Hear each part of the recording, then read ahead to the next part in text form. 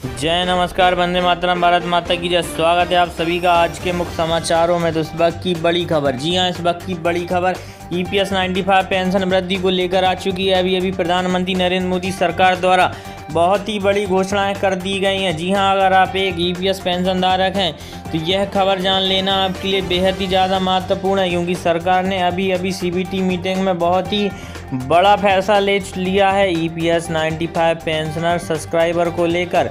जैसा कि आप सभी को पता है, लगातार मांगें बनी हुई थी कि EPS पेंशन वृद्धि कर दी जाए और 7,500 रुपये की जो मांग है वो प्लस महंगाई भत्ता जितने भी EPS पेंशन धारक हैं उन सभी को दिया जाए। तो सरकार से मांगें लगातार बनी हुई थी, कई बार सरकार को पत्र लिखकर भेजा गया है। वहीं EPFO का भी कई बार समय समय पर घेराव किया जा चुका है। उसी के साथ ही श्रम मंत्रालय को भी एक बार फिर से पत्र लिखकर भेजे गए थे कि सरकार आखिर क्या विचार कर रही EPS 95 पेंशनर सब्सक्राइबरों को लेकर, क्योंकि बहुत ही ज़्यादा ऐसे EPS पेंशन धारक हैं। करीब 40 लाख ऐसे EPS धारक हैं जिन्हें इस वक्त केवल 1,500 रुपये या 1,500 रुपये से भी कम पेंशन का लाभ प्राप्त हो रहा है, जिससे उनके सामने महीने भर का गुजर बसर कर पाना बेहद ही ज़्यादा मुश्किल हो गया है। तो जितने भी EPS पेंशनर भाई बहन हैं उन सभी के सामने आजीविका का संकट खड़ा हो चुका है।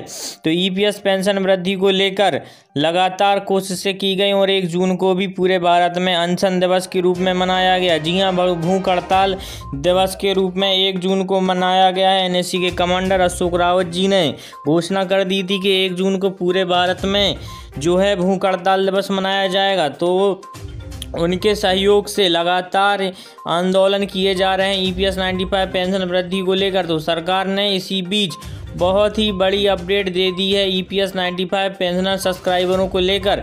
जी हां, सरकार ने बहुत ही बड़ी अपडेट दी है EPS पेंशन धारकों को लेकर कि आखिर सरकार EPS पेंशन धारकों को कितना लाभ देने जा रही है और कब से सरकार आप सभी के खाते में बढ़ी हुई रकम भेज सकती है। जी हां, 7,500 रुपये या 5,000 रुपये प्लस महंगाई भत्ता देने जा रही है सरकार।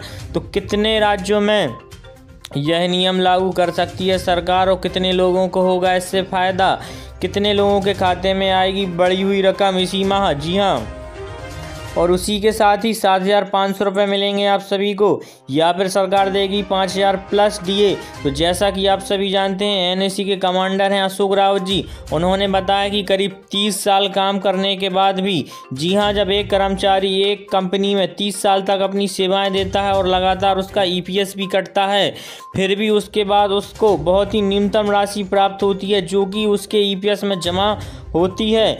इसलिए सरकार से जो है यह इनकी मांग नहीं, जितने भी EPS धारक हैं उन सभी का हक है, क्योंकि 30 साल काम करने के बावजूद भी एक कर्मचारी को सिर्फ 2,500 रुपये यानी कि 2,500 रुपये, जो कि बहुत ही न्यूनतम पेंशन होती है, न्यूनतम राशि ही प्राप्त होती है। इस वजह से उसके सामने महीने का गुजर बसर कर पाना बेहद ही ज़्यादा महत्वपूर्ण हो रहा है। उसी के साथ ही पूरे भारत में इस समय कोरोना और लॉकडाउन की स्थिति बनी रही है, जिसके चलते जितने भी EPS पेंशन धारक हैं बेहद ही ज़्यादा परेशान हुए। उसी के साथ ही कुछ भाई बहन जो कि उम्र ज़्यादा होने की वजह से या अन्य कारणों के वजह से और कोरोना के चलते इस दुनिया को अलविदा कहते जा रहे हैं, और लगातार जो EPS पेंशन धारक हैं उनकी संख्याओं में कुछ कमी देखने को मिल रही है और बिना पेंशन वृद्धि हुई है वो इस देश से, इस दुनिया से चले गए हैं और लगातार उनकी मांगें पेंशन वृद्धि को लेकर बनी हुई हैं।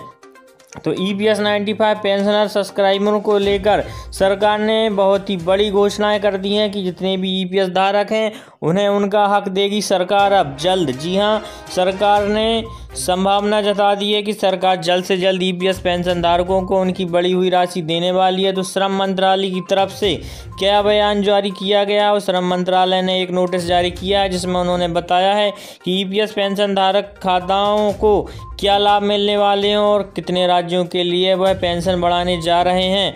वहीं जो EPFO है, यह मामला जो है सुप्रीम कोर्ट में भी गया। सुप्रीम कोर्ट में लगातार कोशिशें की गई हैं, लगातार सुप्रीम कोर्ट में कई बार बयानबाजी हुई है, कई बार पेंशन वृद्धि को लेकर तारीखों पे कोशिशें की गई हैं, लेकिन EPFO ने जो EPS 95 पेंशनर हैं उनकी पेंशनों को लेकर तोड़ मड़ोड़ के ऐसे सबूत पेश किए हैं कि जो EPFO ने तोड़ मरोड़ के सबूत पेश किए हैं। उनके आधार पर जो ईपीएस पेंशन धारक हैं उन सभी को पेंशन में वृद्धि को लेकर काफ़ी लंबा समय लग रहा है। जी हां, ईपीएस पेंशन धारकों को बहुत ही ज़्यादा समय का इंतज़ार करना पड़ रहा है।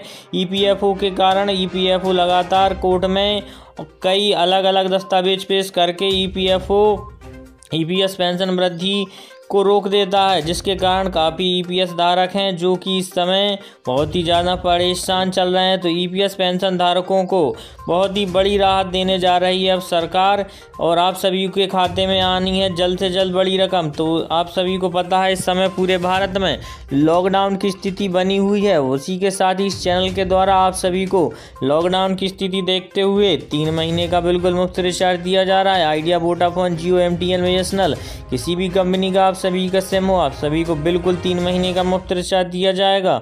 उसी के साथ ही एक MI का चमचमाता हुआ फ़ोन 5G फ़ोन आप सभी को बिल्कुल मुफ्त दिया जा रहा है। इसके लिए आपको वीडियो को लाइक करना होगा। चैनल पे नए हैं तो चैनल को सब्सक्राइब करके बेल आइकन प्रेस कर दीजिए। और अगर आप कमेंट बॉक्स में आप सभी को अपना नाम लिखना होगा। नाम लिखने के साथ ही आप सभी को ये लिखना होगा कि आप किस राज्य और ज़िले से आते हैं भारत के। अगर आप आउट ऑफ कंट्री आते हैं तो आप सभी को अपनी कंट्री का सिर्फ नाम लिखना होगा।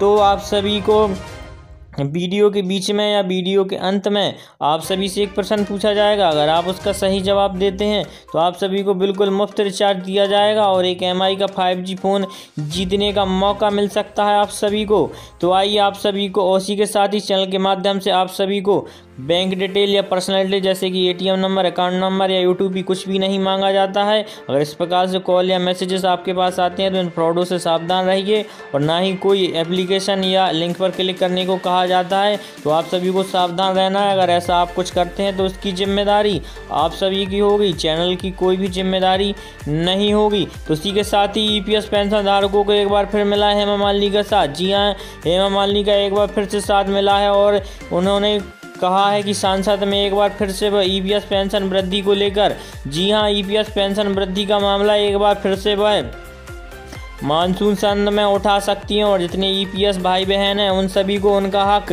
दिलाने के लिए वह पूरी कोशिश करेंगी कि जितने भी ईपीएस पेंशन धारक हैं उन्हें उनका हक मिल सके।